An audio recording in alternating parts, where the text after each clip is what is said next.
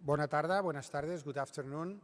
You're all very welcome to the University of Barcelona School of Medicine and Health Science. My name is Antoni Trilla. I am actually the Dean of the school, and it's a pleasure to have my colleague and Dean of the Biology School, Rosina Gironès. We will be very brief, so just thank you for coming to Barcelona, for having the meeting of Eurolife Autumn, it's a difficult word for us to pronounce, Autumn Symposium here in Barcelona. And hopefully, I expect that you use very well the time this afternoon and make some progress in the idea of this also long title of Transdisciplinary Approach to Health and Well-Being. Just for your information, in the medical school, we have also working in a network, in a European network that is called ENCHI, European Network for Climate Health Education, that is focused on the education of future medical doctors and nurses on climate health and the implication of the health services in the climate changes in the world. So thank you for being here, and I left the word to Rosina. Thank you. It's a pleasure. Thank you.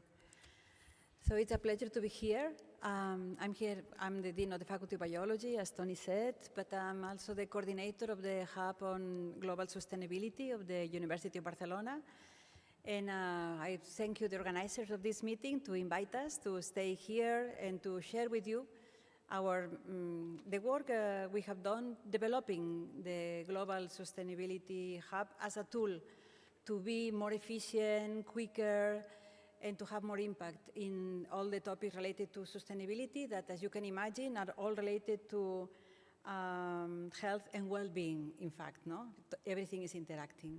So, thank you. And we may start the session, and I can briefly introduce the hub. Thank you. Thank you very much.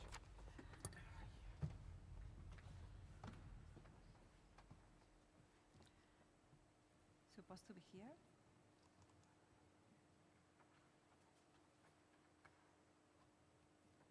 Okay. So, I want to share with you our experience building a structure that has been new for us.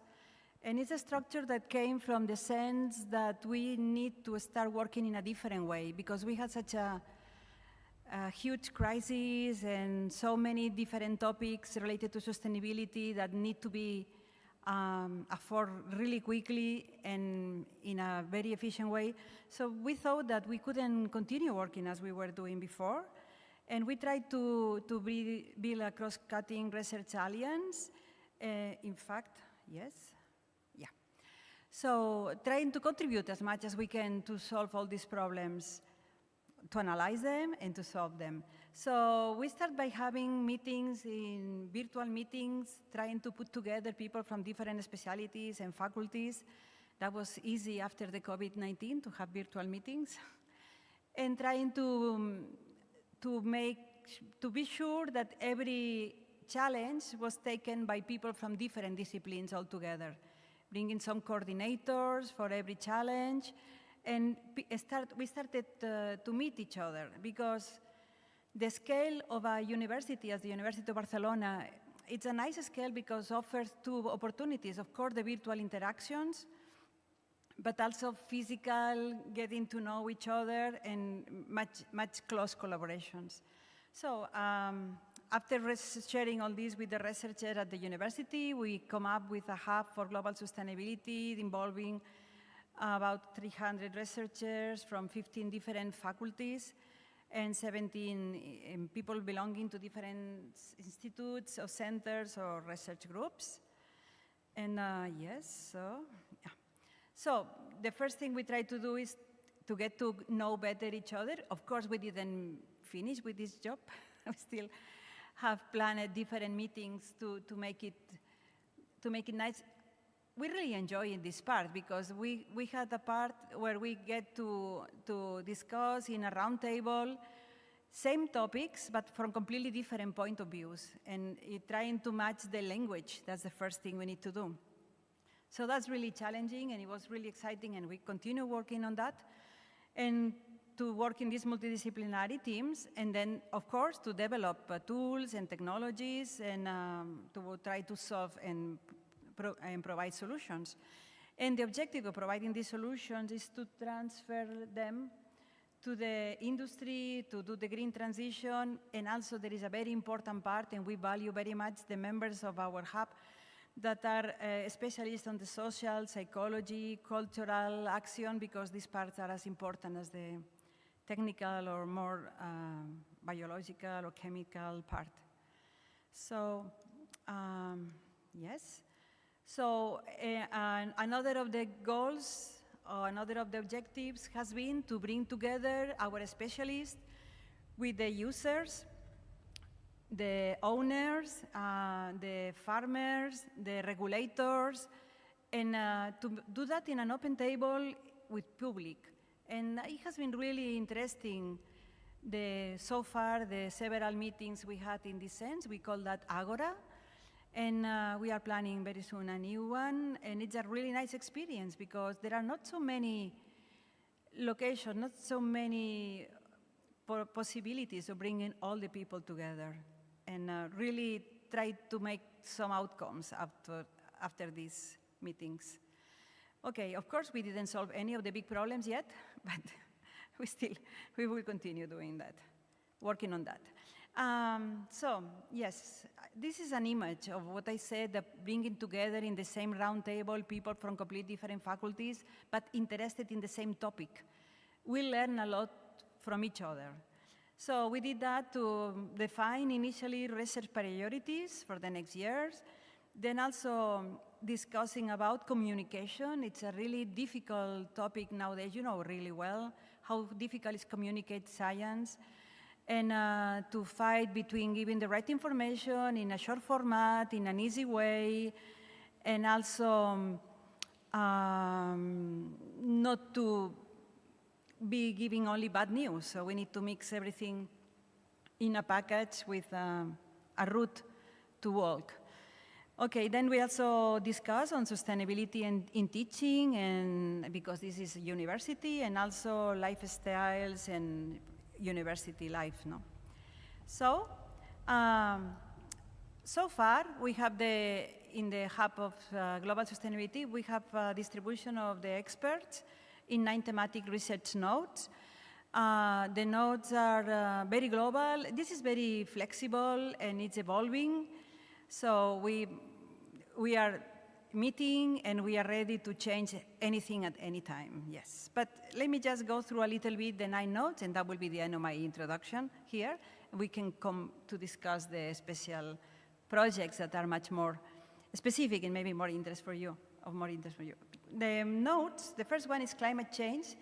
That includes, of course, climate dynamics and modeling, but also mitigation technologies and policies, the socioeconomic effects and adaptation strategies. So we try to be very global and to mix physics with lawyers, with people expert in right, in economy, in communication, everything, as I said, no? So also the second one will be mitigation of the anthropogenic impact that works on remediation and also modeling dispersion, restoration of aquatic and terrestrial ecosystems. It's quite, you could see here how wide are the topics. Biodiversity conservation with big points like carbon sequestration and ecosystem conservation, applied conservation and management strategies, etc., biodiversity monitoring. Yes. Energy and ecological transition, that's a huge point, as you know already really well. So it's including materials and reactors for green hydrogen production and CO2 conversion, nanomaterials, and also the aspects of governance and ecological macroeconomics. So if we continue, it takes me a while to move this. Oh, yes, here. Yes, so management of resources, including also important aspects of environmental justice and equity and conservation. And healthy life and prevention of new pandemics. In fact, as I said, all the topics are related to health and well-being too. In the healthy life and prevention of new pandemics, we have teams working on virology, as myself. and epidemiology, and we have, of course, nutrition, and also all the aspects, cultural and society health interactions. Food systems are really important, as you already know, too, and to build a sustainable production and consumption. So we have very different specialists related to this node. In urban and territorial transformation, I'm finishing, which include the landscape protection and management, and also territorial planning, environmental psychology, and social dynamics. Luckily, we have great teams on environmental psychology. Can look at somebody here. And social dynamics. So it has been really an adventure for science more specific in the lab, or the physics or chemists to interact with the psychologists and sociologists. And that's the last one, education, communication, and culture for sustainability. And this is a huge one too. And because we are in the university, there is a lot to work here. Also trying to engage citizens around sustainability and to work on the right message and the right education tools. And that's all. You can visit our website and we'll get more information on the people. And it's just a tool that has been working so far, and we will make it work further and adapt and try to be useful. So thank you very much. And if you allow me, I can introduce now the projects. Thank you.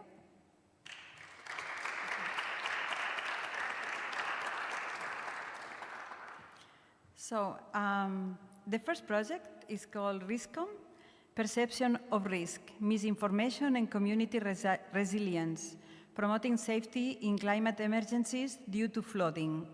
Angela Castrechini, she is here, Department of Social Psychology and Quantitative Psychology, Faculty of Psychology of the University of Barcelona. Please. Okay, perfect.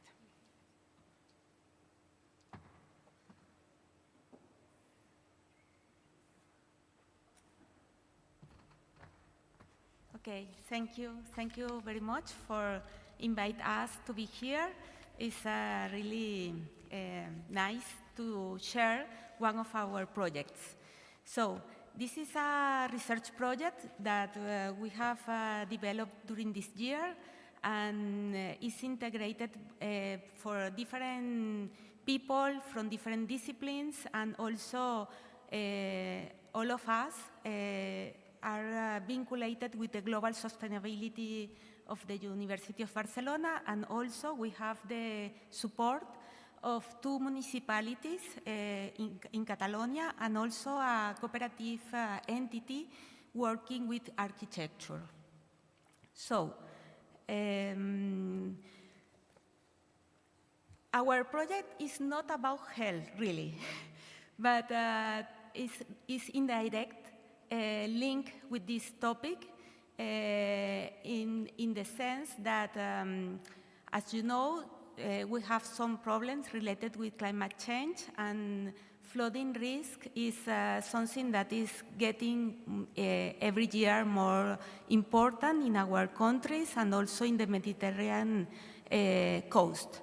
So some of the things that we have observed from the media and from the evidence is that this situation, this flooding situation, has a very important impact on physical health, like injuries, contamination, infrastructure collapse, for example, but also in the psychological, have a nice psychological impacts, generating some distress, uncertainty, loss of control, and also we have to think about how people can manage all of this situation, how can be prepared, and how can be react to this situation. So flooding is both an environmental and public health challenge. Looking through literature, there are some studies that they underline that there is a quite clear relationship between flooding situation and some mental health problems, for example, depression, anxiety, mood disorders, post-traumatic stress disorder, sleep disruption, Also, suicide is one of the issues that has been studied. And for example, in your right part of the slide, you can see that from a UK study, they found that almost 30% of people after a year of having suffered a flooding situation, they develop a post-traumatic stress disorder. And what is very, very interesting of this data is that this data is comparable to those observed among displaced population in conflict zones. So it's not a small situation, it's really an important, a big situation to focus in. So I will share some of the main objectives of our project and some of the results. The project had three main objectives.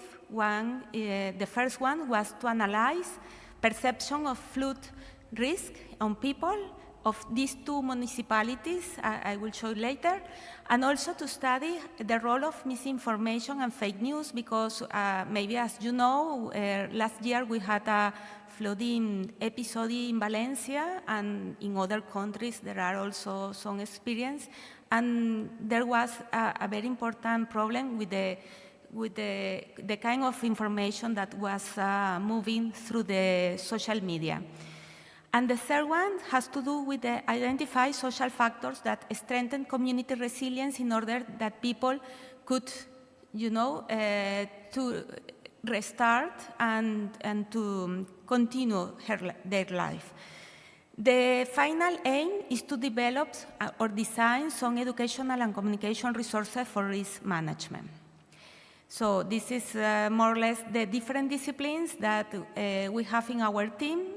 As you can see, we have people from social science, classical science like physics, biology, others like geography, education, data science. And we think that trying to afford to approach these kind of problems, we need really a very interdisciplinary teams. So I just show this map. Here you can see in the center Barcelona, close to the sea, and we have the other two cities involved in the study. One is at the north, and it has been characterized by sudden flash floods, and on the other side, at the south, we have Castelldefels, which is characterized by slower and wider floods. This is very interesting because, for example, I am a psychologist, and some of our team from geology say, okay, we have to choose very well which kind of municipality we want to study, and they say, okay, this is important because the pattern of flooding is very different, and maybe people need different information in each case. This is some of the maps that the geologists, part of the team, have been developing, and as you can see, they are very different. The distance and the geomorphological structure of the territories is very different, and the distance from the mountain to the coast also, and that is a condition that make diverse the territory. Here you can see the blue zones are the zones that tends to be flooding, and also you can see the dense urban development that has been in the coast. Is more or less in most of the Mediterranean coast. We have a lot of urban stress, and here, as you can see, there are some infrastructure like a rail train and roads that make like barriers, contention, and then that make that water don't go to the sea, so make a very flooding situation. In the other city, in Premià de Mar, the situation is very different, and as you can see here, the purple color is most of them is related with different kind of streams and rivers, so the flooding is very different. It's close to this kind of geomorphological situation. Okay, we designed our research trying to take a mixed methods approach, doing some collecting some quantitative and qualitative data.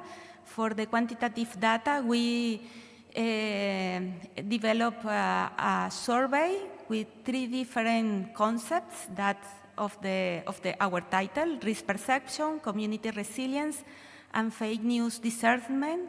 And we also we developed some focus group in both communities and take a look a little bit about the media related with in order to understand what kind of discourse were circulating by the media and in the mind of people. So from the survey, what we found is that there is a clear concern about flood risk, especially in connection with climate change. Related with community resilience, instead, we observe a moderate confidence because, as you can see here, the media, all of the questions or the items were from 1 to 5 points, and the 5 points is the higher punctuation, and the 1 point is the lower. And here you can see the media of all of the items of the different surveys, the different part of the survey. And from the fake news exploration, what we found is that skepticism toward sensationalism and social media is present, and there is a greater trust in authorities. We will see later that this is maybe related with the level of education and also the age of the people that participate in the study. So with all of this data, we trying to look if there were differences between the socio-demographic variables, and we have some statistical differences. Some of them, or most of them, are related with the concept of community resilience. And one we find is that, for example, gender it seems to be different, the way that men and women react or behave related with this concept of community resilience. It seems that females or women are more concerned about community ties and are most clear to ask for help. The other variable is the type of housing. This is very interesting. There were 2 kinds of answers, if it were just houses or blocks of apartments. And it seems that people that live in blocks feel more secure or more supported by the others that live closer to them in comparative with the others that live in just in isolated houses. And the other thing has to do with education. It seems that people with higher level of education have more trust in the institutions. Related with the focus group, we asked people in the groups to explain us about the different, past episodes about floods and what they see, what they think and feel related with that. So what about their emotions and thoughts? And we also ask for mapping, with different stickers to map safe and unsafe places in order to compare with that original maps of flooding places. And also we ask for way of thinking. Okay, I will go to the results that it could be most interesting. And this is just one of some of the results, it's not all.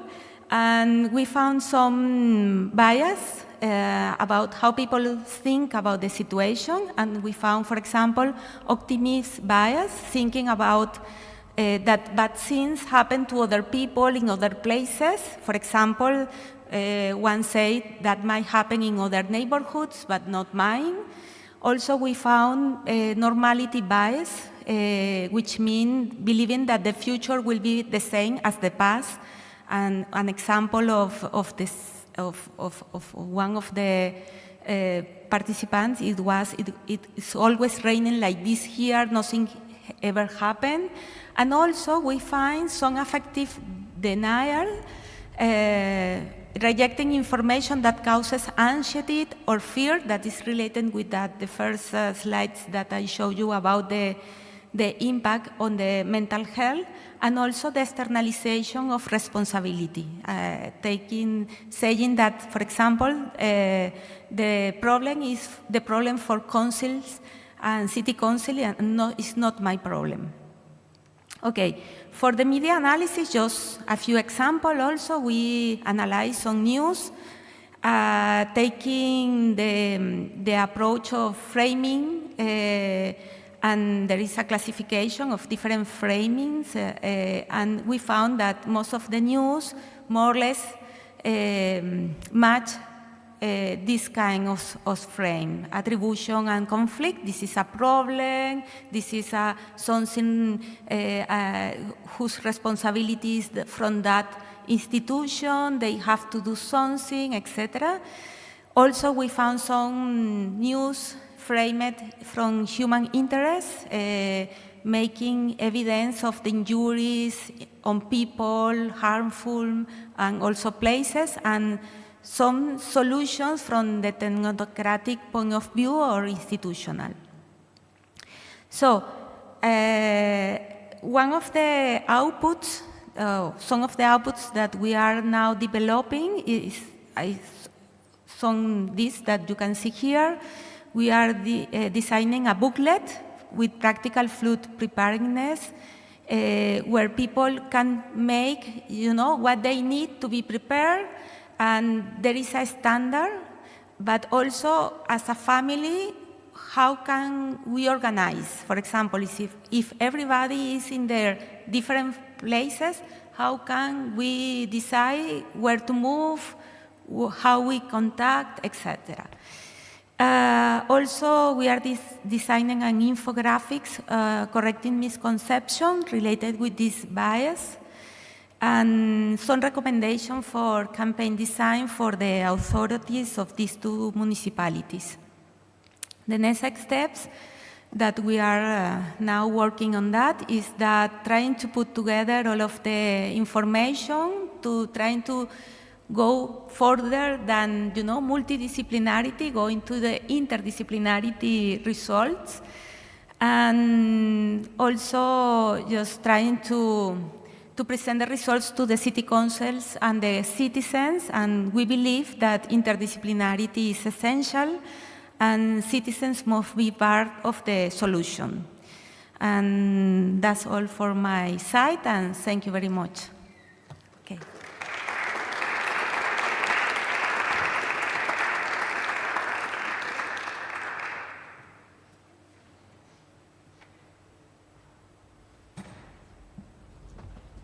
So we have a round table later on, and maybe questions could be all concentrated later. So we move to the next speaker, which is my pleasure to introduce Neus Martínez Abadías.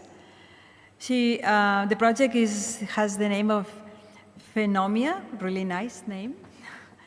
Development of artificial intelligence-driven diagnostic and prognostic tools for rare diseases through BIP phenotyping and advanced biomarkers. Thank you. Yes. Thank you. So, good afternoon to everyone, and thank you very much for the organizers for giving us the opportunity to present our research here. So,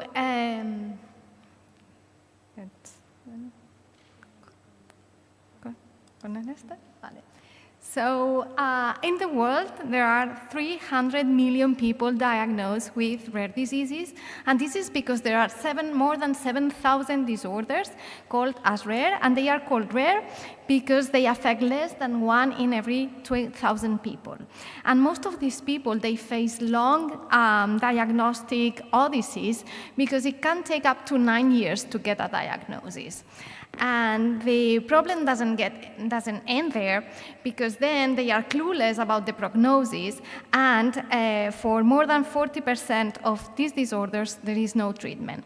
So there is really a lot of people that is facing this devastating situation, and that affects 8% of all human population.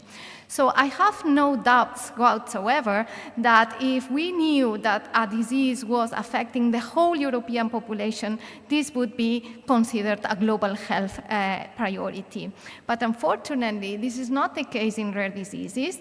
And historically, rare diseases have been neglected, they have been invisibilized, and very little research has been done because, well, it's easy to think that pharmaceutical companies were not very interested in investing in these diseases that affected so many people, so few people, each one of them. And then, since very recently, the governments have not really been investing in fostering research in rare diseases.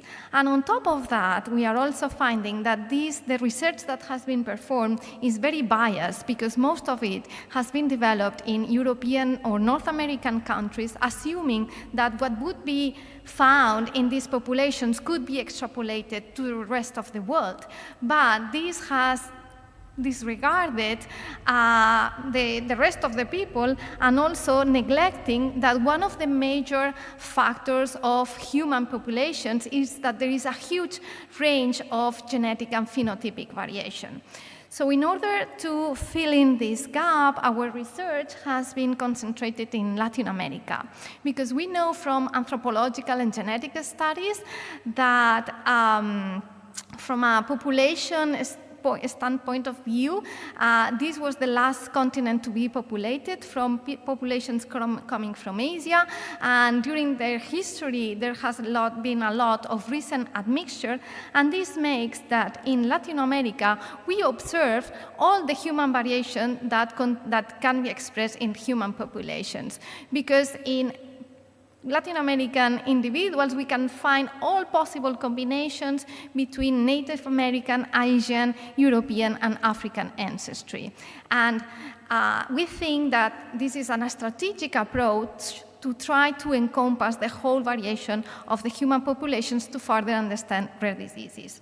So beyond genetic ancestry, we are interested in phases, because previous research has shown that up to 40% of rare disorders, they present characteristical facial phenotypes. And this makes it very promising that facial biomarkers have potential to become non-invasive and low-cost biomarkers for rare diseases. So putting all these evidence together, there are several companies that they have been exploiting already this potential. And Face2Gene, for example, they have developed these smartphone applications that clinicians all over the world are using today. And with their smartphone, they make pictures of their patients, of the face, and they have trained some machine learning methods that extract some facial features from these images, and the output is a list of the most probable diagnosis of these patients. And this would really make a difference in shortening that long diagnostic odyssey that I was talking about before. But the fact is that when we have been testing these algorithms in several rare diseases and in Latin American populations, we find that Face2Gene has low accuracy in these diverse populations because it has not been trained with people from this country. That's the simple. So putting everything together, we put forward this project proposal, the next, in which we are aiming to develop biomarkers enhanced for developing diagnostic and prognostic tools for rare disorders. And we would love to apply these tools to all the rare disorders, but to make sense in the project, we have to choose one syndrome, and we chose Turner syndrome. So Turner syndrome is caused by a partial or a complete loss of one of the two X chromosomes. This alters many body systems, including growth and development, but also includes facial and physical features that we are really interested in.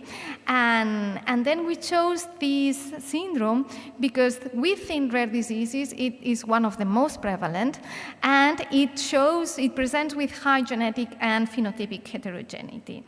Moreover, the average age at diagnosis is 15 years old, and maybe the reason why this is so much more delayed in comparison to other rare disorders maybe is because it only affects women, but that's another problem. So in BNext, what we want to do is to make a deep characterization of the phenotype and the genotype of patients that have been diagnosed with this syndrome in Spain, in Spanish, and Latin American populations. And it's not only to understand how variation and genetic variation affects in this syndrome, but also to gather all this data in order to develop tools that can improve the diagnosis and the prognosis of this disorder. And to make this happen, we have been establishing this fruitful collaboration with engineers from La Salle. And we think that this is a clear multi- and interdisciplinary research trying to improve our research in rare disorders. So again, like Rosina was saying, the communication, sometimes we speak different languages and we have to get together and to discuss a lot in order to find these common points, but finally it's working well. And here I'll show you the first stages of the project. We have set up collaborations as well with biologists, physicians, clinical geneticists, and psychologists, physiotherapists in an international network, including people from Spain, Colombia, Brazil, and Argentina. And we are collecting all kinds of data, facial, body, voice, clinical data, along with saliva and buccal swabs for extracting DNA. And while the bio team is analyzing all these different biomarkers and trying to assess whether there are distinctive patterns associated to Turner syndrome, the engineering team is developing tools that help us to automatize all this process. So what we would be doing manually and that would take months or years for us to complete, they have been able to develop softwares that do the same work even better with higher precision in just a matter of minutes. And then the idea is that they are developing tools that using the smartphone we can get 3D facial scans also from the body, obtain voice biomarkers, and in the next phase of the project, the idea is to combine all this data together with clinical and neurodevelopmental biomarkers and train with this data supervised and unsupervised machine learning models in order to improve the diagnosis and the prognosis of the syndrome. So I'll show you a little bit of what the work that we are doing with the faces. So when we do to the different sites to do data collection, we bring this stereophotogrammetric system that is composed of 10 cameras. They are shot synchronously, and we have the face of the person from different angles, and then we can build these beautiful 3D facial models from where we capture facial shape. So to do that, our engineer Álvaro has been training a machine learning model based on a multi-view convolutional neural network that has achieved to place with high precision the 3D coordinates of a set of 21 points, landmarks that are located in the face. And from those facial biomarkers, we can later, the biologists, try to perform a statistical analysis to see whether there are differences or not within controls and patients with Turner syndrome. So this is what we have been doing with the data that we have collected so far in Spain and in Brazil with our team of collaborators here in Spain and in Brazil. And here are the first results. Susana started analyzing the data from the Spanish cohort, and here each point represents the face of a woman, and in blue you have the controls, in purple you have the Turners, and even if there is an overlap in facial variation, we can detect that there are statistical significant facial differences between them, and these are the ones that can be used for diagnosing. And if we look into in the 3D facial meshes, we can detect that these facial differences are located all over the face, but basically what it's causing is a mid-facial hypoplasia that it's clear from these 3D meshes, but maybe in methods that are only using 2D data, it's not so evident. So that's why we think that really making the jump into working with 3D models can really improve this line of research.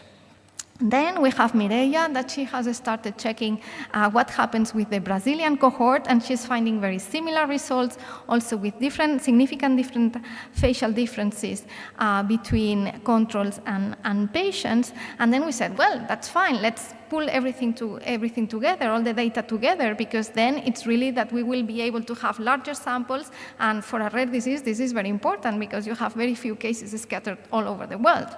So when we did that, oh surprise, what we found is that the diagnosis is no longer explaining the maximum variation between individuals, but it's the origin, the country of origin of individuals. So country is explaining 6 times more facial variation than the diagnosis itself. This really means that we need to adjust the models for populations, because if not, if we develop a method that works perfectly with the Spanish sample, it will not work with the Brazilian one. And when we went to try to understand more why this is happening, Ona, she analyzed the genetic ancestry of the individuals, and you can see here the yellow points are represent Brazilian individuals, that they are very variable in their ancestry, not so much the Europeans, that we are like very homogeneous, and almost all of us, we have this European ancestry. But what we found is that facial shape is modulated significantly by this genetic ancestry. So this is, again, more evidence confirming our hypothesis that we need to standardize by country. Then, this is exactly what Álvaro also is finding when he's doing his first steps into developing these machine learning algorithms. So when using either a more simple or a more complex representation of facial shape, when he uses the same population in the training and the validation data sets, you can see here that the accuracy is pretty high. We almost get more than 90% of correctly diagnosed cases. Instead, when we swap the population and we use one or the other to train or validate, you see that the accuracy is dropping to 70%. So really, if we want this to work, it has to be optimized, because if not, it will be an algorithm that will not work for everyone. So if we go and then test how are the current diagnostic algorithms working, we see that face-to-gene doesn't work very well with Turner syndrome, especially in Spain. It only detected 20% of the cases. With the Brazilian samples works better, but it doesn't even reach 50%. So there are several problems here. We guess that working with 2D pictures is not providing the best information, but also not taking into account all this variability and differences that Turner syndrome presents makes that this is not working. And then when we checked with which syndromes face-to-gene was confounding Turner syndrome, we found quite a large list of syndromes, and this has been the preliminary results that we have used to put together another project, Phenomia, in this case, in which we incorporated a very important new partner, Dr. Antoni Martínez from Sant Joan de Déu, and now we are 3 partners in this interdisciplinary research, and Phenomia will extend the tools from BNext from Turner only Turner to what we call Turner-like syndromes, combining deep facial phenotyping with multi-marker profile, and with this, we expect to keep doing more steps towards improving precision medicine. And what we are putting a lot of efforts is in developing this low-cost tool for acquiring facial 3D models, because you saw like the stereophotogrammetric system, it's huge and it's not easily translatable into the clinical practice, but a phone, everyone has a phone and can do the scanning, and our preliminary results are quite promising.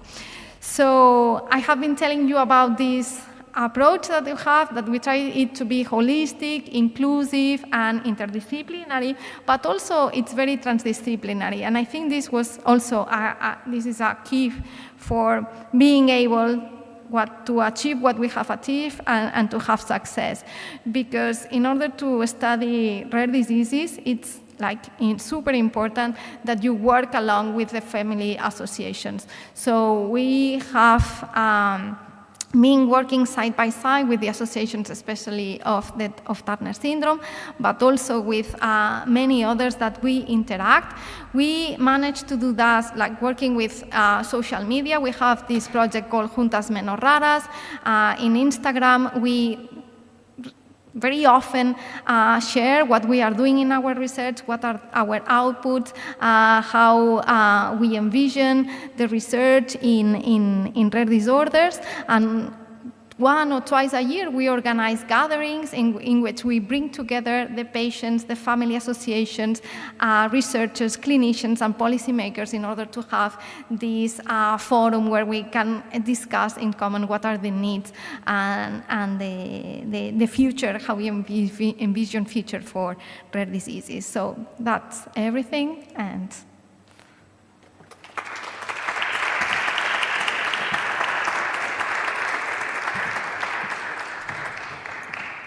thank you.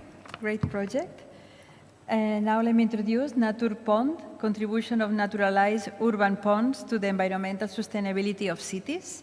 Daniel von Schiller, Calle, Department of Evolutionary Biology, Ecology and Environmental Sciences, Faculty of Biology, UB. Thank you. Thank you.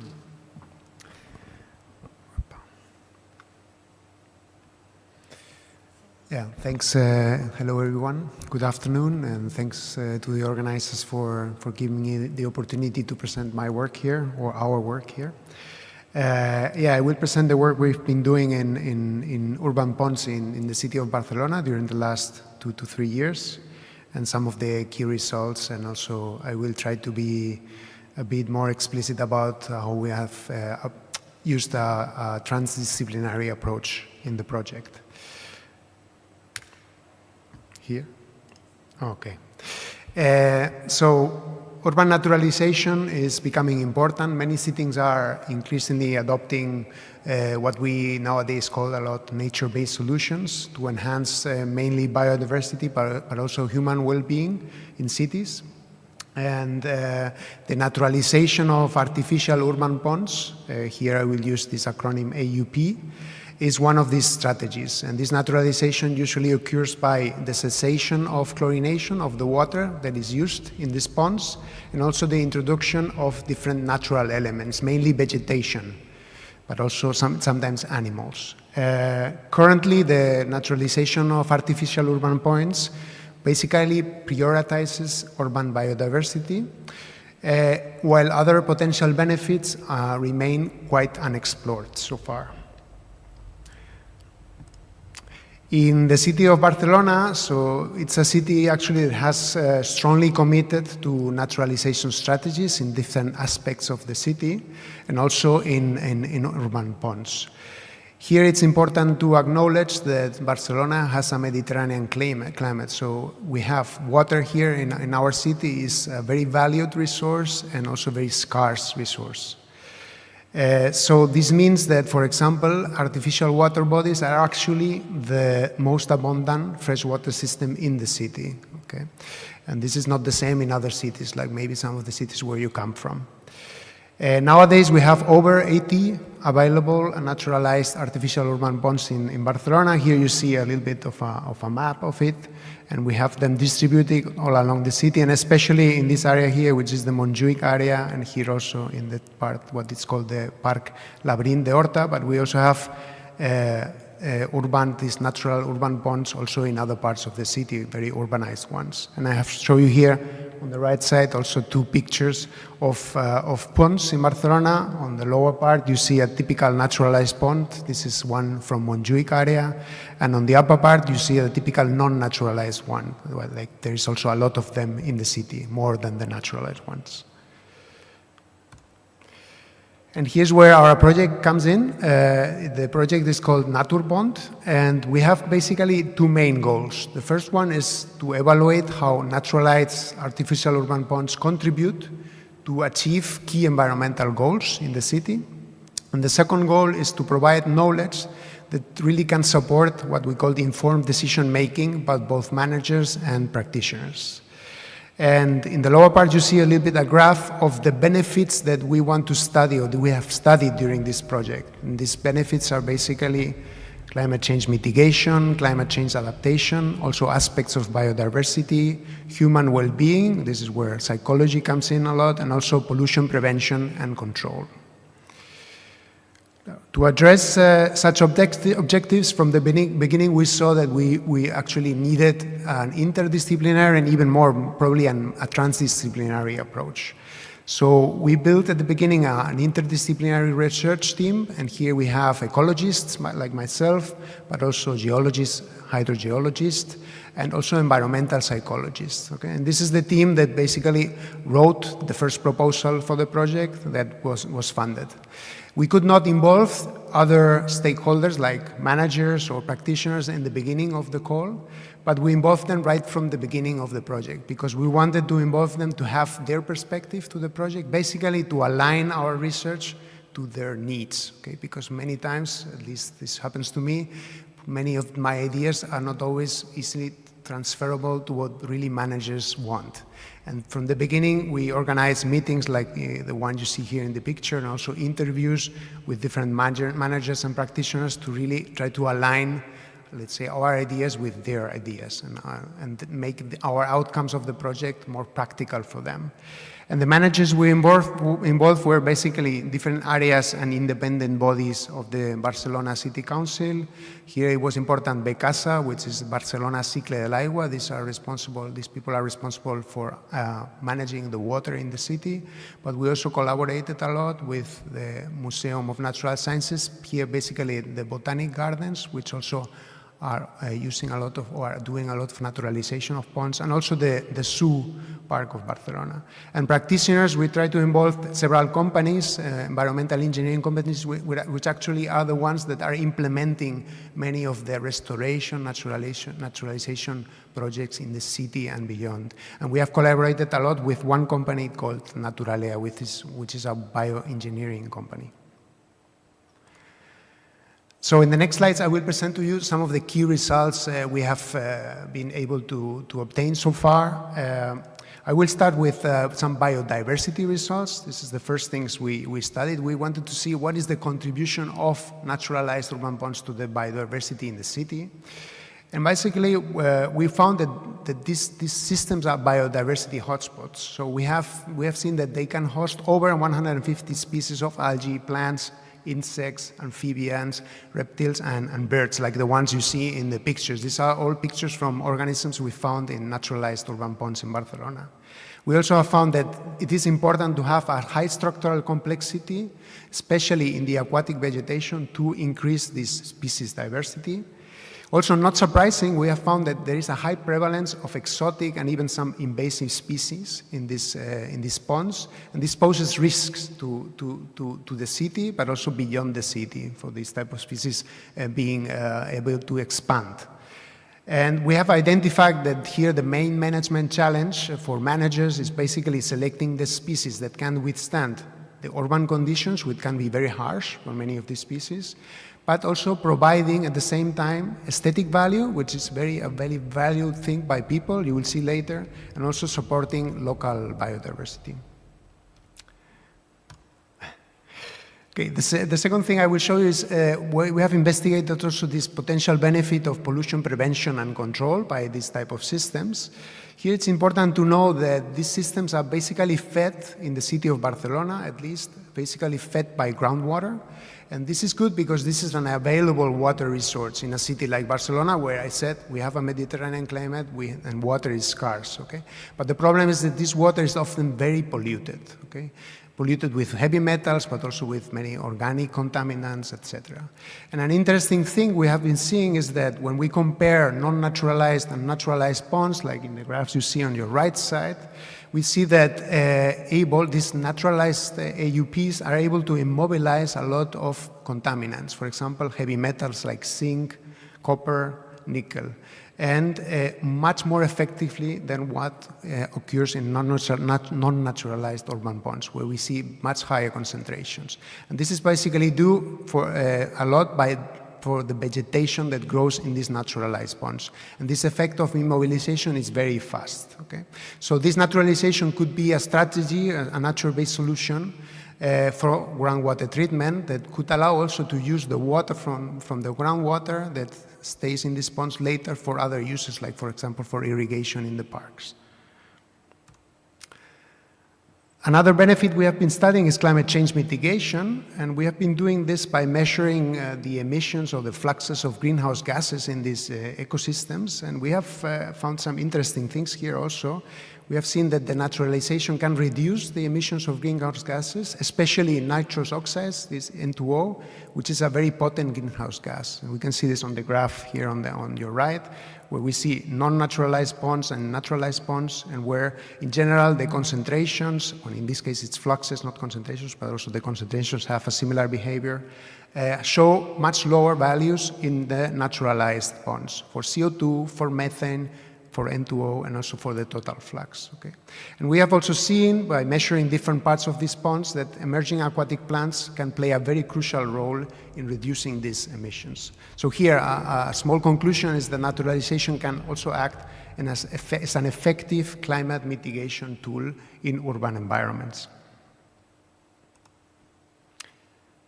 Regarding climate change adaptation, we've been also conducting some studies on this. Basically, we have been together, basically the ecologists and the psychologists, we've been going to 2 parks in Barcelona in summer, and we've been measuring heat with some equipments like the ones you're seeing here in the pictures, and at the same time performing some interviews on the people. So we wanted to measure heat stress, and at the same time measure the perception of the people on this heat stress. Okay?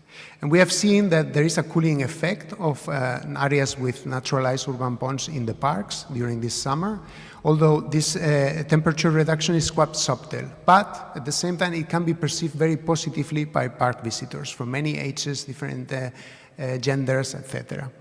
So here, what we see is that if we manage them well, these naturalized artificial urban ponds can also function as a climate adaptation tool, not only mitigation tool, but also a climate adaptation tool in urban areas, where we have a lot of pavement that amplifies heat stress.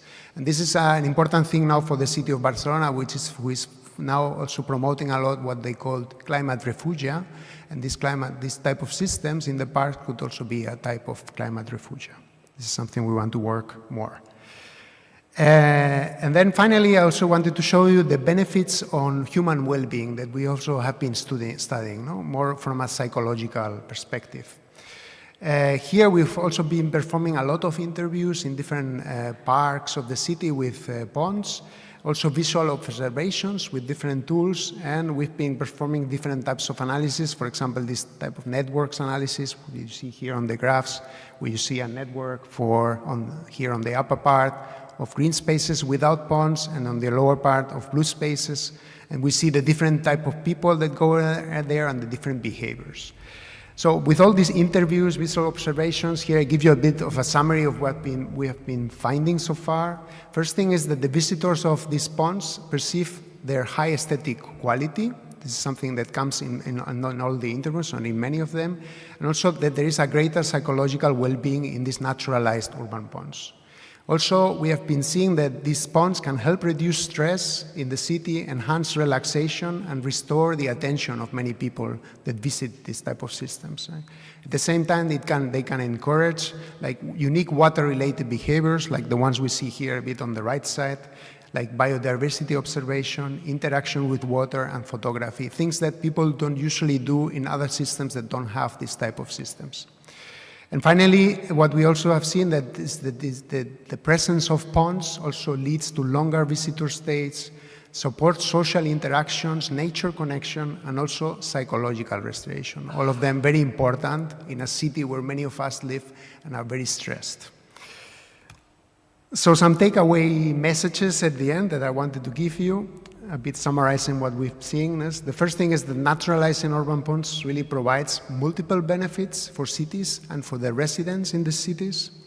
We have been able to demonstrate different effects, for example, higher diversity, biodiversity, attenuation of contaminants, lower greenhouse gas emissions, urban cooling, and also improved well-being and social cohesion. Also, these naturalized ponds, we have seen that they can support sustainable water management in a water-scarce region like here, like where we live, right? And also enhances urban livability. We think that these type of systems are a strong case for integrating naturalized aquatic systems into urban planning, and we think the city of Barcelona should continue naturalizing this type of ponds. Okay? Nonetheless, I think we need to do more research, even more transdisciplinary than until now. The good thing is, for example, that recently we have funded a new project called Clima Blue, where we will incorporate more people into our interdisciplinary team, and we have also included some management and practitioners from the beginning that have also played a role in the writing of the call. Okay. So I would say stay tuned, because with Climate Blue we will also analyze other benefits and maybe also non-benefits of naturalizing these type of systems. And with this, thanks for your attention, and also I would like to thank the funding of this, and here you also have my contact, or we can also chat afterwards if you have any questions. Thank you.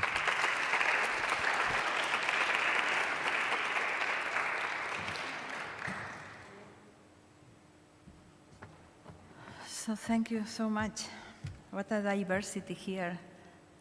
And every topic not related to your specialty seems to be much more exciting, isn't it?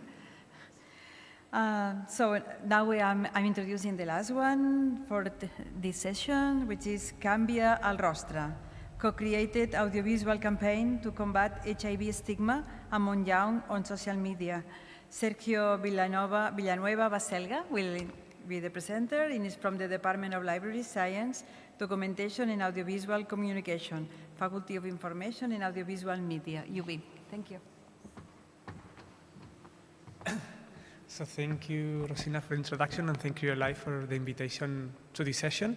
I will start explaining this is as you can see, if we compare the projects, this is a very small and very local and very concrete and specific project. It's called in Catalan Canvia el Rostre. You will see now why it's important that the name is in Catalan. In English, we can translate it as Change the Face. Co-created a visual campaign to combat HIV stigma. The context of the project, this project was developed in 2024, so last year, it lasted a year. So the context was that if you are into, or you know more or less, which is the context of HIV nowadays in the Western world, is like HIV infections are decreasing thanks to the prevention tools that we have available, like the HIV PrEP. But the stigma is not decreasing among population. We have a campaign, so UNAIDS launched a campaign 10 years ago that was called the 90-90-90 strategy. Now it's 95-95-95. That means 95 of the people who live with HIV know that they live with HIV, so they are diagnosed. Though from these, 95 are taking their medication, so they are on treatment. And from those, 95% have undetectable viral load. So if we reach this 90-90-95, that means 85 of the population living with HIV will be unable to transmit the virus. Some activists and some scholars have called for an extra fourth 95, that is the 95 of all of these living with good quality of life and without stigma. And for these fourth 95%, there are many strategies, and one of these strategies is to develop campaigns and education-based campaigns to reduce stigma in local populations, very concrete, very segmented and in transdisciplinary consortiums. So this is the context in which we applied for this grant. This grant was funded by the Catalan Foundation of Research and Innovation, and it was a grant for outreach, so for dissemination of science in Catalan language. So I won't be able to show you the campaign because it's in Catalan language, but you have to trust me. So the funding for this project, the main aim was to develop a campaign in Catalan language for young people to combat HIV stigma. But in the process, we deployed a transdisciplinary research process in order to better understand which are the bases of the HIV stigma that young people in Catalonia have, and how we can combat those stigma, asking the young people why they believe what they believe, and what do they need to surpass those false beliefs. So for that reason, we have, in this project, we did two phases. One first phase that was more or less 5 months, that was to co-design and deploy a survey on the knowledge and attitudes towards sexual health among 18 to 24 years old in Catalonia. For this, and we say that is co-designed because we included here one association that is called, in Catalan, Estejas, is called the Youth Center for Sexual Health Attention. That is a center, an association, and an NGO that provides support to young people on managing sexual health, like unwanted pregnancies, STI infections, and education-based strategies. And when we incorporated them, we had as a researchers, so we are two scientific disciplines, so people coming from health sciences and us that are media scholars, media and communication sciences. We had our scientific base and very well thought questionnaire. When we included them, they told us, you are focusing on HIV stigma, but now young people, they live with another problem that is increasing STI infections that are affecting especially them. They are a very vulnerable group. Especially some infections are increasing a lot among young people, like chlamydia or gonorrhea or chlamydia, gonorrhea, or syphilis. For instance, young girls have the greatest number of chlamydia diagnoses in the last 4 years. And this is not accompanied by diagnosis in boys, because boys are not being checked while girls are being checked. So why this is happening? So Tejas told us, why don't you change your survey and include some questions to also ask about the knowledge they have on other STIs, on bacterial STIs and viral STIs, and the reasons why they are doing or not doing testing.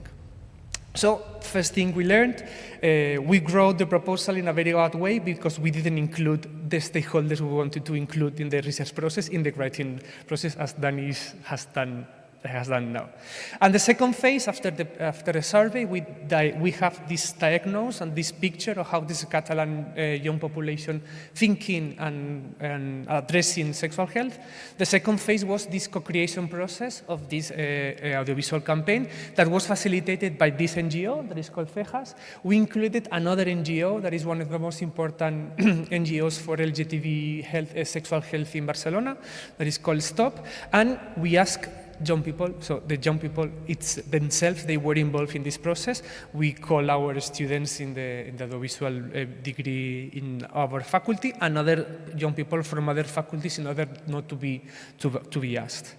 So First phase, the survey, I'm showing very few results. These results are now under evaluation in different journals, but I can show you, I'm sorry it's in Spanish in this case, but what we learned is that regarding knowledge in HIV, they had quite good knowledge, so medium-high knowledge on HIV. For instance, HIV cannot be transmitted by sniffing, of course. They fully disagree that it can be transmitted by coughing. But for instance, in attitudes, what we found is that they had mid-low attitudes toward HIV, for instance, so they have mid-high stigma, for instance. I think, the last sentence, I think that hospitals should indicate and mark who has HIV to avoid it to be transmitted into healthcare professionals. More than 65% of young people in Catalonia think that this should happen. So that means the prejudice and the false myths against HIV, even though they have good knowledge, are still high. So why is this happening? So they are the first generation to live their sexuality and their sexual health in a world which the treatment keeps the HIV control, and there is no, in the Western world, in our Western countries, it's not applied to other parts of the world. Why is this happening? If we also, as suggestion by Cejas, we included other STIs, and what we found is that more than 40% of general sample, but around 55% of the boys didn't consider chlamydia or papilloma, chlamydia and papilloma to be only affecting women, so not affecting men. A false knowledge, a false myth. Why is this? Our question: why is this happening? Why boys don't have this perception that chlamydia and papilloma are also affecting them, and they are part of the transmission vectors to women. There is very little knowledge about other STIs like hepatitis, A, B, or C, or Mpox, even though Mpox, the epidemic of Mpox was 3 years ago. And we found a correlation between those who have high levels of HIV stigma with some variables like low knowledge of STIs, which might be logic, this association, political ideology, and number of LGTB acquaintances. So the higher the number of LGTB acquaintances, the lower the HIV stigma was. So with this diagnosis, we started our co-creation process, and this co-creation process took 7 months. You have to imagine that 7 months, out of this, we produced 5 episodes. Each episode, the shooting is 4 hours for 20 minutes episode, plus a week of post-production, plus a week of validation. That means in the last 2 months of the project, we were living in the studio. So what we did, we included this association. So this association, the Centre Jove d'Atenció a les Sexualitats, they facilitated the co-creation workshops. We also included professionals from the other NGO, and we included, those doing the co-creation workshops were young people, especially from our faculty, but also included other members, students from other faculties. In this, the premise of this co-creation workshop was, we have budget for 5 episodes. We have limited budget. We have to pay the technicians, the script writers. So we have budget for 5 episodes. Think of the main script for these 5 episodes, and take decisions like, which is the narrative of this episode, who should be the conductor, who are the protagonists, which are the colors you want to be presented, which are the elements you would like this to be framed. So all narratives and all the elements of the production were for them to choose. So it was very interesting to see how they discuss, so the associations, the professionals in the associations and the young people discussed on things that for the association, the people even working in the association were very logic. Like a very interesting thing is like, for them, red, the color red, is basic for HIV. They think of HIV and they think of red. For youngsters, they didn't want red in the production. they didn't like the palette of colors they chose for the aesthetics of the program didn't include red. They didn't want it red. For them, HIV is not red. HIV is another thing. So finding this is a main vocabulary, but also a common colorimetry and a common narrative and common characters was quite challenging and interesting. At the end of the process, they defined that these 5 episodes will be first an intro to STIs, the second to whom we speak, so who are the ones we are addressing our questions on sexual health. Third, how media is portraying stigma. Fourth, how porn is a tool for sexual education, and if it's or it's not. And the fifth, a final conclusion with a summary of these four ideas. This was more or less the aesthetics of the final production. It was we call it video podcast. So this video podcast was called "The Stigma No Es Sexy." The stigma is not sexy. The title was chosen by them. The logo was chosen by them. The elements in the logo were chosen by them and were produced by them. And they provided the palettes of the colors. They provided the list of the programs, the topics they wanted to speak, and then a reduced group of script writers. That we were 3 script writers. So we were 3. As you can see, it's me with 2 students. So they were also part of they were the ones chosen from the group to be part of the script writers and the conductors of the program. And in every program, we invited an expert to speak about each one of the programs, like a video podcast.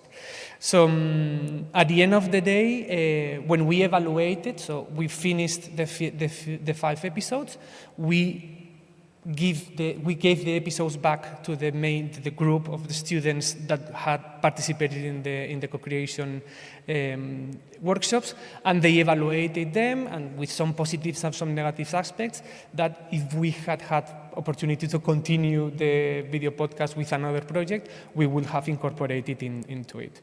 If you can check it, it's online. We have Instagram, TikTok, Spotify, and YouTube. They're on the 4 platforms, and you can find it under the Stigma No Es Sexy.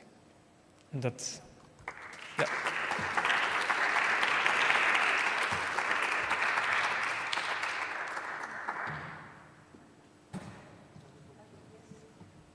So much. So we end here the description of the projects, and now we start the roundtable discussion that will be run by Sergio. Yep.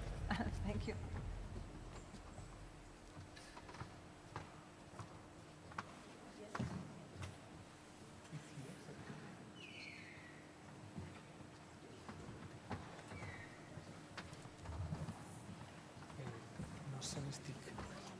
Okay.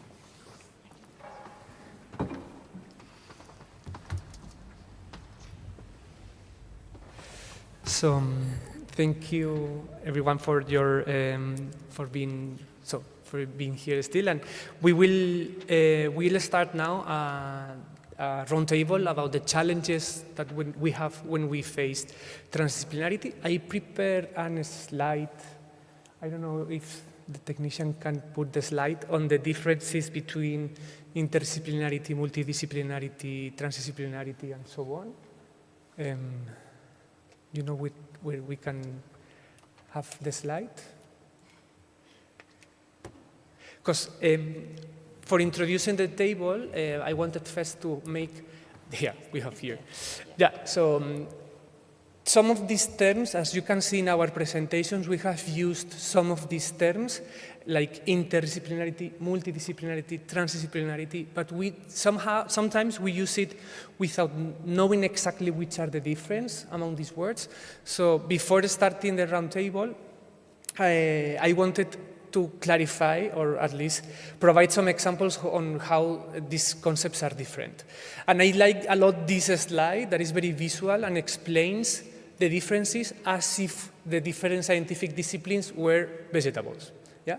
So when a process is intradisciplinarity, that means that we are speaking within our university, so the different actors working in the same discipline are the same vegetable in a whole dish. So it's a quite dull and not very tasteful dish. When we include people from other disciplines, so we include not only carrots, but we have broccoli, we have beans, we have onions, we have tomatoes, we have cross-discipline. That means we have different disciplines that are speaking among them, but they are not sharing methods, they are not sharing a common language, and they are not trying to find a common ground. So it's a vegetable dish, quite dull also, but at least we don't only have carrots, we have others. Yeah? And this is cross-disciplinarity. The next step would be the multidisciplinarity. Multidisciplinarity is when different disciplines work together, each one providing different perspectives. They try to mix some methods, but the disciplinary domain remains intact. So the health science scholar remains health scholar and remains defending their own methods and their own concepts. And this becomes a salad, something that is more fun, that perhaps we can find and is good to eat, is better than this very dull vegetable dish. The next step is the interdisciplinarity. And some of us, we've used this term already.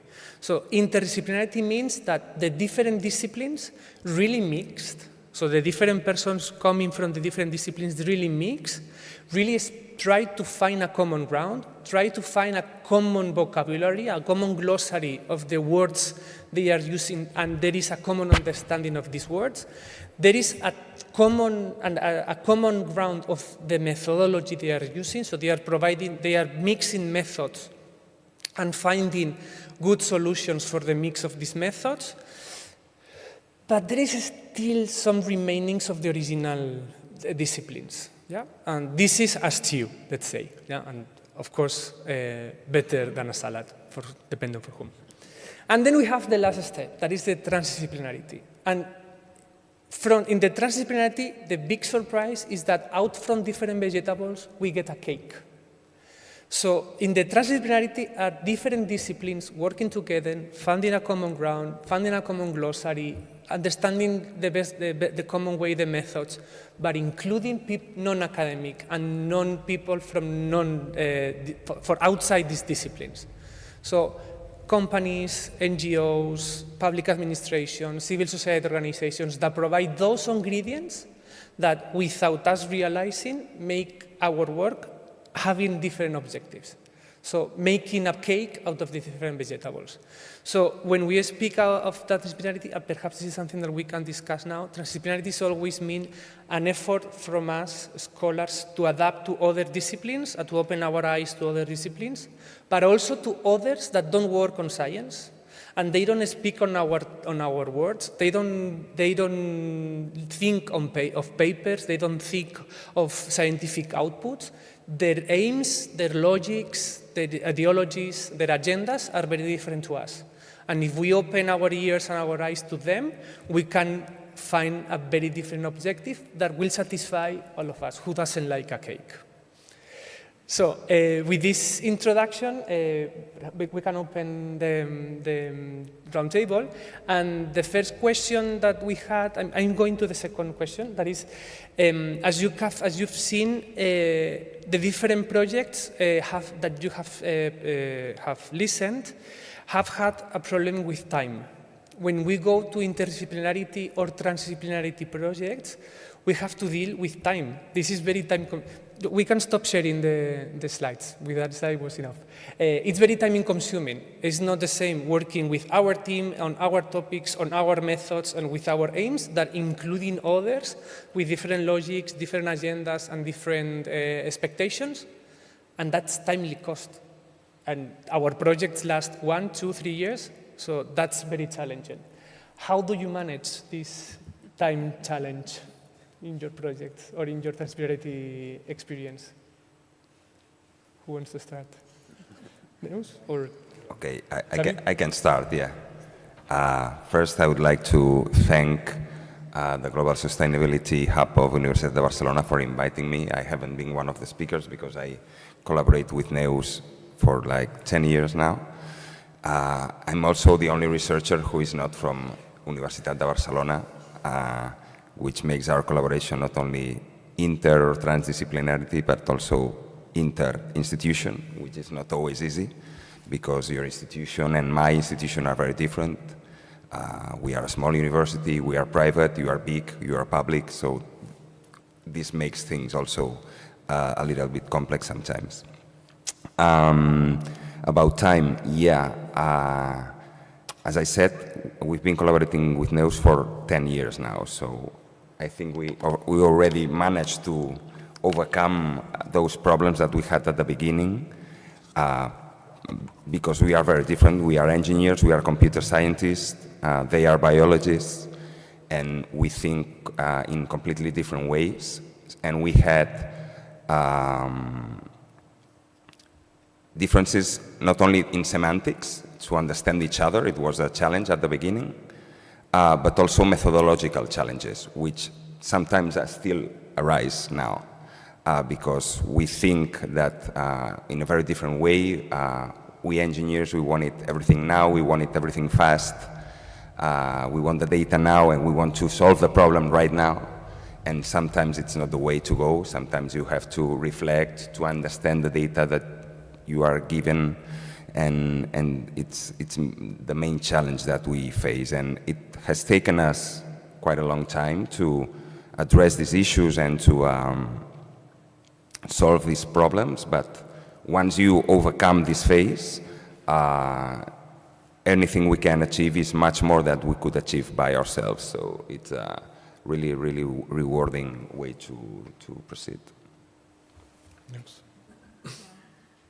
To add on that, I would say that I totally agree that it takes a lot of time to talk with so much diverse people, because we collaborate with them engineers, but with Juntas Menos Raras, we also invest a lot of time, I would say, like working together with the family associations, and when we do like outreach programs as well, like now we are with a friend of mine, we are doing also like a video, and it was amazing how I spent 2 hours explaining her what was our research about, and she's been able to summarize that in 2 minutes, and it's perfect, like so simple, like it was like, wow, it was incredible how she managed.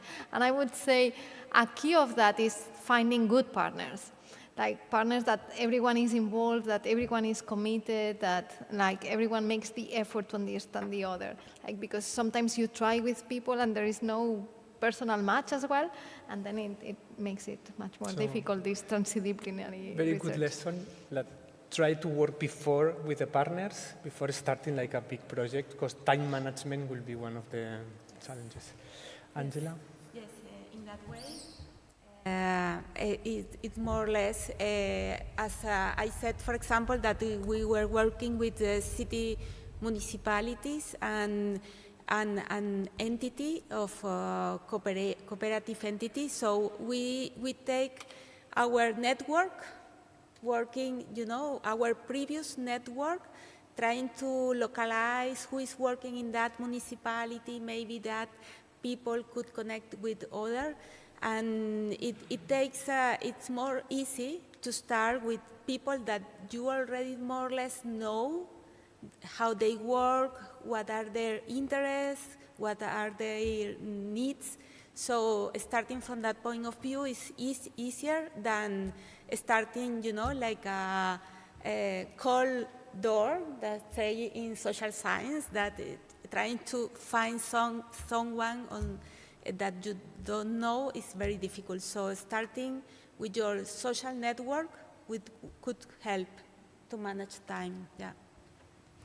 And Daniel, that you made something very smart, that is including them in the writing of the proposal. This was in the new, so thanks. This is in the new project, so I don't know, in the previous project we did not, so, and this also depends on the calls, right? Because some calls allow you to, others don't, especially, maybe this is something we discuss later, but I think the nice calls are the ones where the, let's say, these other disciplines, even managers, practitioners can also get money, right? And this is not so common in Spain, for example, right? So, yeah, but going back to what you say, I don't know, there's probably a lot of trial and error, no, I guess. So you were saying maybe with some people you work well and with others you don't, no? So I don't know. In my project, this was probably the most interdisciplinary one I have had. I was also PI. One of my first project's PI, I must say that also. So, and I think I found out that with some people it worked better than with others in the team. With some people it was great, and some of these people will continue working with me, and others maybe not. And probably you need time, no? To get this language right together. So I think we still need more time. So probably to get and work better together. Yeah, so it needs time. So the next question would be, as you said, Daniel, that you need, so time is a challenge, but you need this time to find this common ground of concepts and methods and perspectives. So how did you do in your project to find that common ground? Xavier, you were explaining about the methodology. It was difficult for you to mismatch, to match and avoid this mismatch in methods.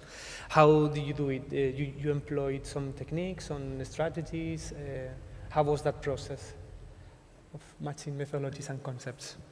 I think it's a matter of patience.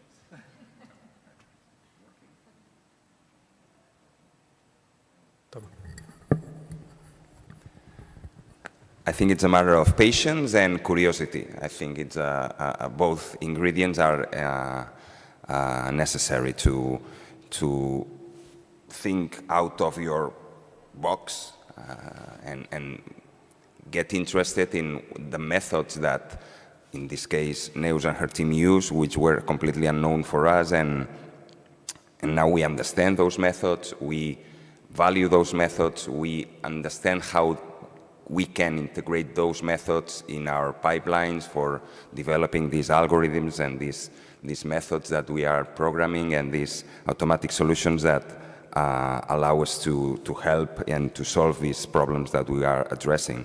So I think it's patience and curiosity and interest for learning something new and going beyond what you know, because otherwise, if you stay in your field of knowledge and you refuse learning something other, then it makes no sense. It will be like a plate of vegetables, and that's it. Yeah, I would say that keeping your mind open to new ideas and new ways of working, it's very necessary in this kind of research. And logistically, it was more at the beginning that we were organizing a lot of common meetings, right? Like we were selecting papers and we had like one every month, let's say. We have a meeting and 1 month it's like more a bio paper. The next month is more an engineering paper. So step by step, all the teams were first knowing each other and establishing personal connections between them after we go for a lunch or we go for a beer, like so that everyone was mingling. But then after, like to have, like to learn more about the others and to value the work of the others and always be open. Like every month we are expanding our group. Like this last data collection, we have incorporated physiotherapists and paleoanthropologists even, like because you start talking with people and say, hi, so maybe we could, yeah, come along and let's try it. So it's always being open and everyone, and I think the team is also very open as well. Angela, in your case, that you included also citizens of these municipalities? Yes. We included the citizens in the focus group, and it was, we try to understand to each other because they have different experiences, and also we have some students that come with us to the different focus group, and I think that the best or one of an additional is trying to, do that like escucha activa, active listening. Active listening, yes. Just, when someone says something, you say, okay, let me see if I understand quite well what you say. So trying to reflect what people have said, and if not, trying to, to find the main significance of that idea. Mm-hmm. Daniel, in your case, because you also included citizens in your not urban ponds project, not really. No, yeah, it would be nice. I don't know, I was going to say the same things, like be open, listen, talk a lot. I think probably we should talk more in my project. At the end, we don't have so much time, and I think probably we should take more time. Maybe also doing more gatherings, like you were saying, and I think this helps a lot, no? Because I've had also some good experience with that, yeah. Yeah, for example, our experience with the patients, it has been that for us to organize data collections, they usually invite us to their annual meetings. So usually they meet in Burgos, because there's the CREER, del Centro de Referencia de Enfermedades Raras en España. So it's something from the government that they let them use for a weekend, that those installations for them to meet, they have their gatherings, etc., and to know each other. So they invite us to come along. So they really value that we spend our weekend with them, the whole weekend. So while we are doing our research, we spend to know them, we have lunch together with them, we talk about and they really feel that we worry about them and that we want to work for them and to improve their lives. So then it suddenly changes all the atmosphere, and they want to participate, they come all the family along. Then one of our tools, in fact, was funded by donations of one of these family associations, because they were like, how we can help. So it's really like they get involved, they want to know more, or they say, oh, I am an engineer as well, how can I help? So like spending time with the people is really fostering this collaboration, transdisciplinary collaboration with the patients and the family associations. Actually, this is an example also of active listening, no? Going to their spaces and just listening to them, no? Without telling them what to do. So, do you think after visiting these different projects and visiting this new way of working, do you think that transdisciplinarity will change research, or is changing the research we are doing, the processes, the evaluation of the research, and how is changing it, this transdisciplinarity paradigm? Big question. Neus, you have an answer? I think it's really improving, but because what Xavi was saying before, by working together, we get to do much more work than we could do, like spending the same amount of time, but separately. So by combining, like for example, for us, we are gaining a lot of time by all this automatized process that before we were collecting landmarks manually, spending months and months, and then another student was coming, and then we couldn't combine the data set because it was another person and we had landmark in error. So now it's just pressing a button and everything is done. So we can really do more things. But then also sometimes it has some difficulties, because I think the field is not, sometimes when we present very interdisciplinary work and you try to find a journal, where do we publish this?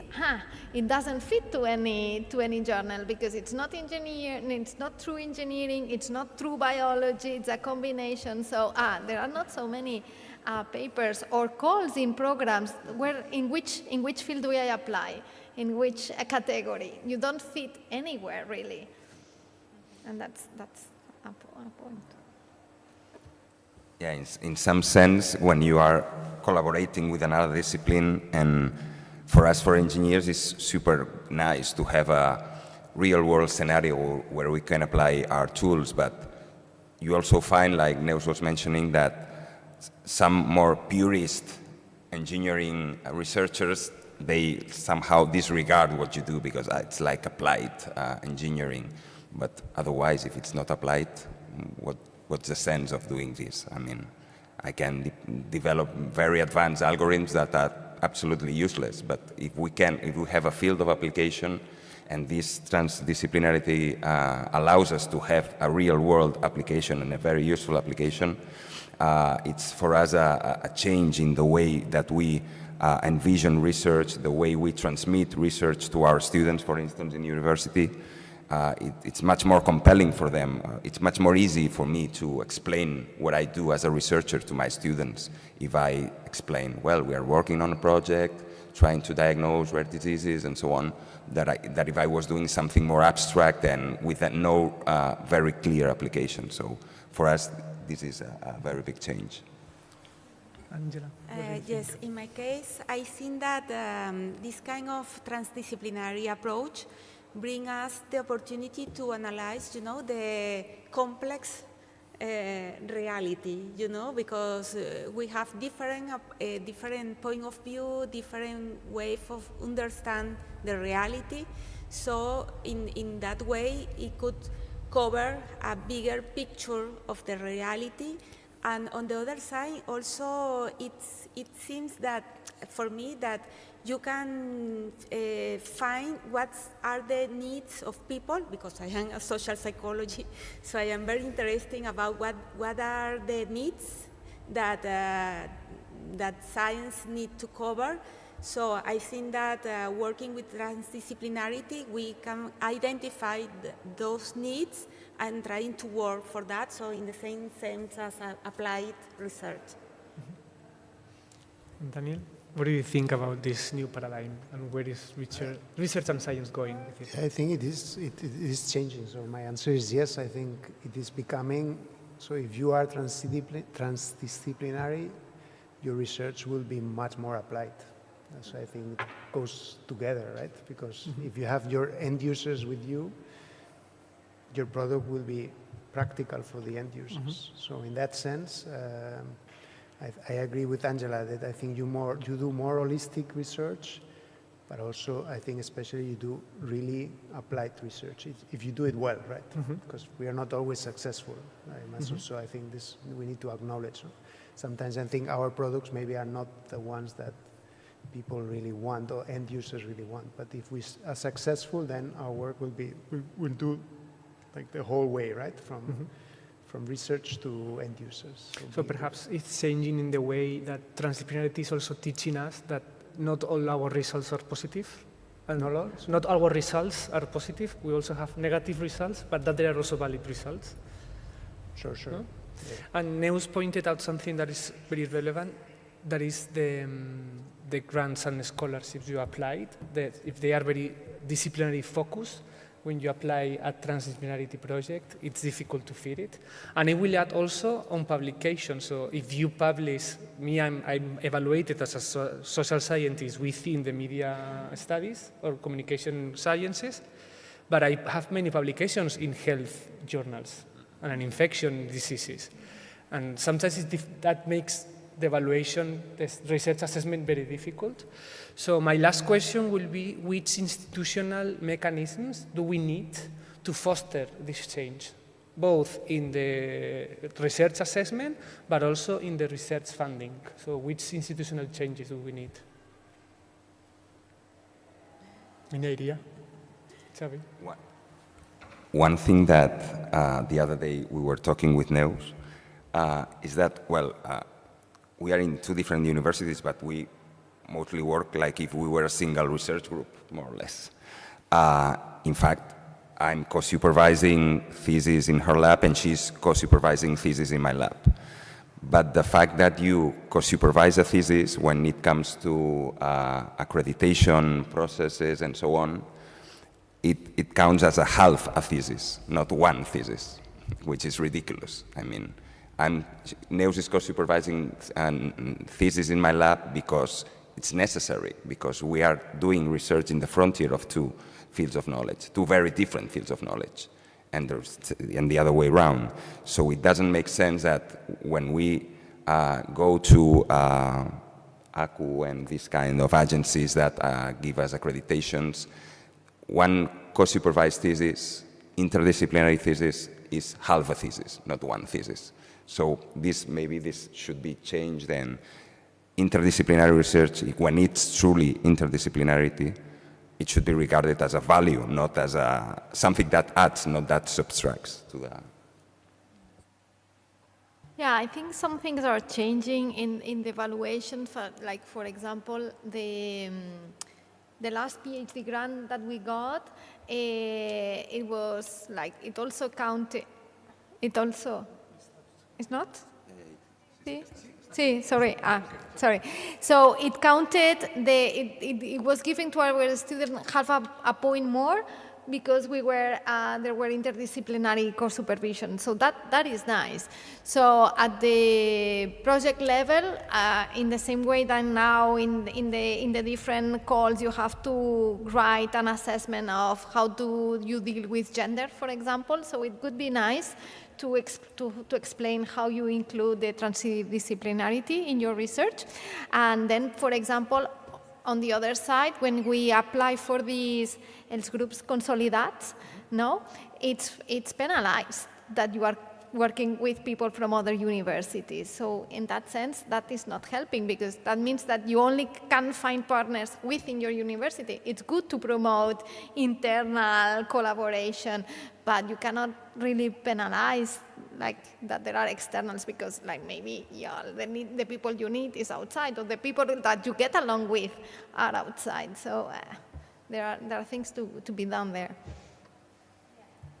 I am thinking right before starting this meeting, we were talking, oh, well, how are you today? What are your next challenge? And everyone was talking about, economic operative of the research projects. It's very difficult for us. We are teachers, professors, researchers, administrators, and all of this stuff. I think that the process should be more easy to simplify all of the procedures, how to involve people in the research, how to pay people who collaborate with you. And I think that maybe because we live in a very bureaucratic country and everything have to pass through different stages and with different papers and so on, it's very difficult trying to finalize a project in a good way. So that transdisciplinary add an additional layer, yes, in that, yeah. Yeah, so I think your question was how do you think, how institutions could foster, right, interdisciplinary? I think in many ways. So I think things like the hub that Rosina was presenting are good ways because I think one important thing is to know what other people, at least in your department, because sometimes I don't know what the guy in the 5th floor does when I'm in the 6th floor. So first of all, like communication is important. And I was wondering, I think some institutions have even done some interdisciplinary departments. So maybe that's another way to go, which is probably very complicated in a university like our university, which tends to be like very fixed and these faculties and departments and all this. But probably this way. And I was wondering maybe we could also have people in the institutions who link, like who know a lot and who could link people, like maybe within hubs or something like that, and who could say, hey, we could link these people because I know what everybody does. And we could link this and apply for these calls and so on. And I'm aware that some institutions do this also, and I think this could be another way. And of course, I also previously talked about calls, I think, but there is more and more calls that call for interdisciplinary research, I think, and not even transdisciplinary research. So I think that's also a way to go. I don't know. Thank you. So after finishing, we would like to open some questions for the audience. So if there is anyone who would like to ask anything about the individual projects or the discussion we had, or want to add some comment on anything, any volunteer, any question? Yeah, two.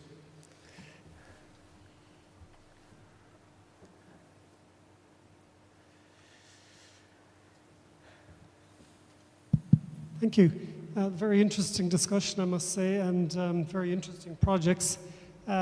Just based on what you're saying at the end, I see a large part of the problem being people being prepared to put the time in, because if you are dealing with, as many of you are, very different disciplines, it takes so long to learn the other language.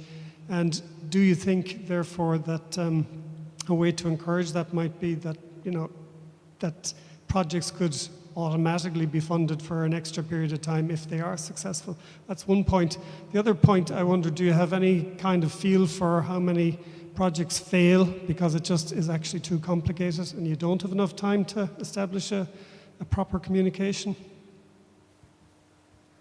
Anyone would like? So for instance, regarding the time frame, in my case in this project, it was like a year, super intense. I will never repeat this again, so never again.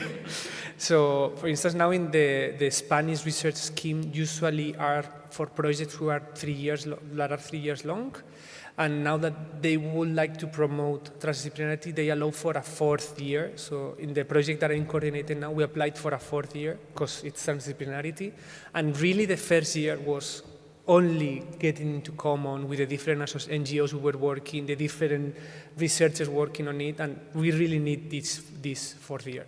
But the budget is the same for the 3 than for the 4. So it's also we need to balance on this. What do you think? An extra year will help? Yeah. Always. More time, more money always helps. And I don't have a grasp about failing. How to value failing, you mean?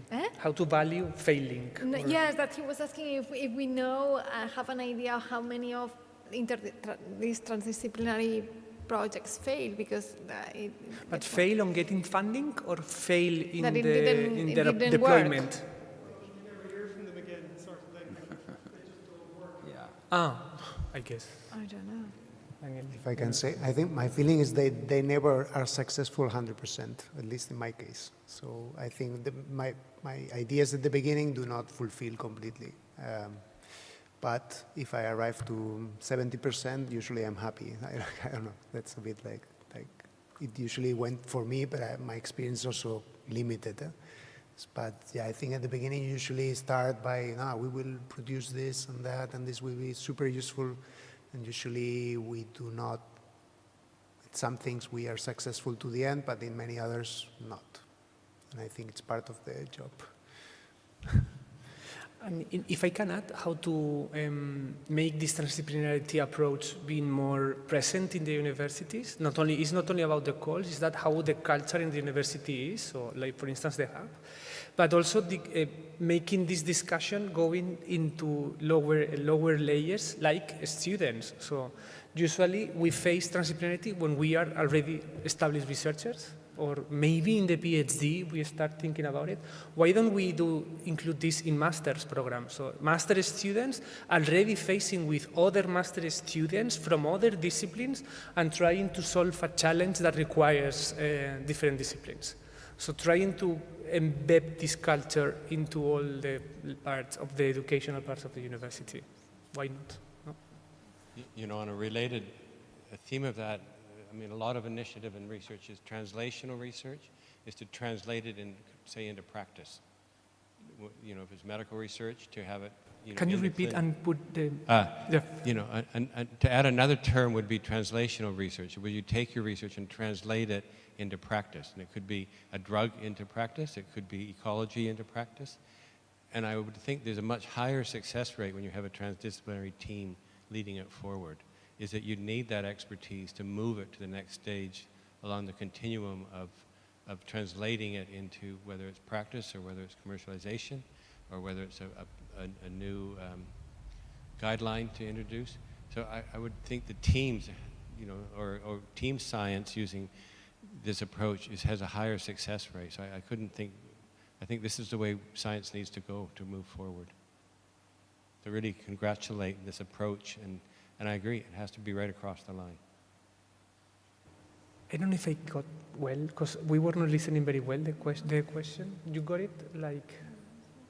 I think I got it a bit, I don't know. The sound is quite bad. But you made me think is that, and I had a thought about it, is probably you also need people in your team that are good in translating also the science you do, right? And well, you need the team to cover all aspects to move it forward into, you know, to move it forward into practice. I mean, you can think of how many projects end at a publication, which is good for your career, but how do you then implement it into society? Sure, sure. So now, what you make me think is that we also need to incorporate it as part of the team. Maybe. Well, I would say the opposite. It's that these types of team have a higher success rate. Okay, so people who have this insight, let's say, these teams that do not only think about the publication, but also go beyond that, right? Right. Actually, that's one, in our team, that's something that we try to foster a lot.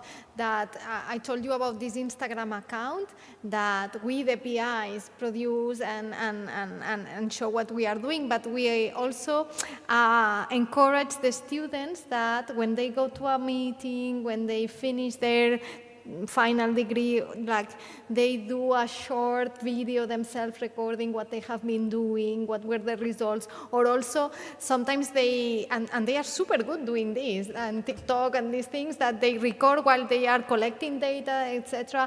And this is a way for them to understand that it's important that what they are doing, it has to have a return on society, but also helps all the people to understand the rhythm of science. Because when we go and collect data, like the next week they already are asking us, do you have results? It's like, oh no, we don't have results. This is taking like long to process all the data. So for example, if we all make the effort to explain how long it takes to enter all the data, to do the analytical analysis, to present, etc. It's like it's a win-win for everyone, I think, and also the society understands that we are doing a lot of effort, we are investing a lot of hours doing all this work that finally produces a result, if it can be published or not. But and perhaps this figure you were commenting, that this translator, could be something that not research group hires, but is provided by the university services, like they are provided grant writers, or they provide societal engagement and so on. Or research centers, they have a department for that. Why not including these kind of figures that are connecting science with other stakeholders constantly, no, for instance? I think we have time for an extra question. Yeah, three short comments. First, Sergio, thanks for showing the picture of the vegetables. It's the first time I've understood. So that's really, really good. The second point is, how do you get the balance between natural development of these multidisciplinary projects contra chasing the money? If you have calls, then you force people to think, well, we should do this together, as opposed to having a natural interaction, like Xavier and Neus seem to have. So if you want to force it down into the curriculum, you mentioned masters, does it become then artificial? Is that really the way universities should be doing it? And the last point I wanted to make is, isn't the key to the success showing the impact of what you do? Can you repeat the last question? Okay, the document. Okay. Any comment?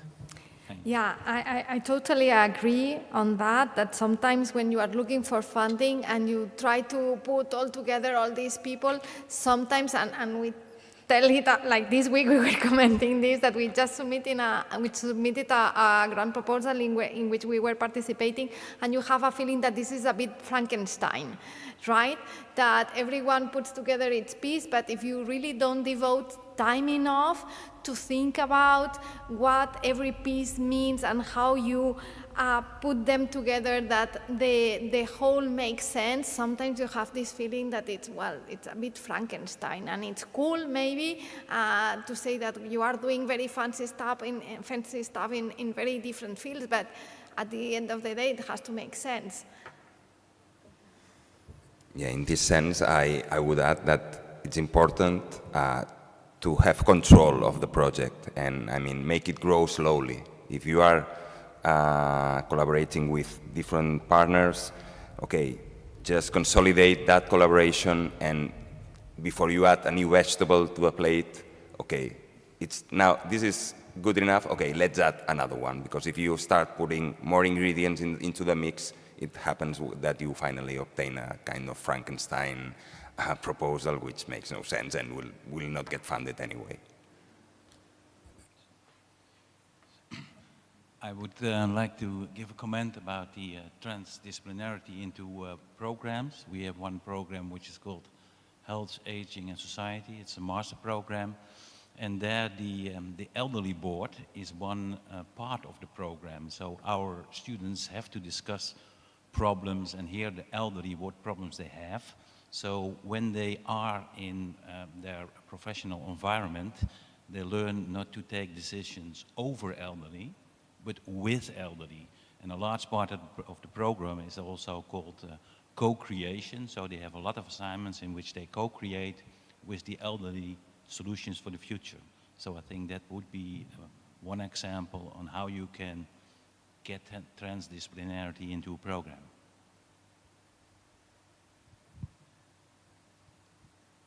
Any last comments? No? So I think it's time that we have to close, right? It's time. Yeah, we're a bit late. So thank you, everyone. Thank you, colleagues, for your presentations and your super interesting projects. Thank you, everyone, or the audience, for your questions. And thanks the Hub and Eurolife for the invitation.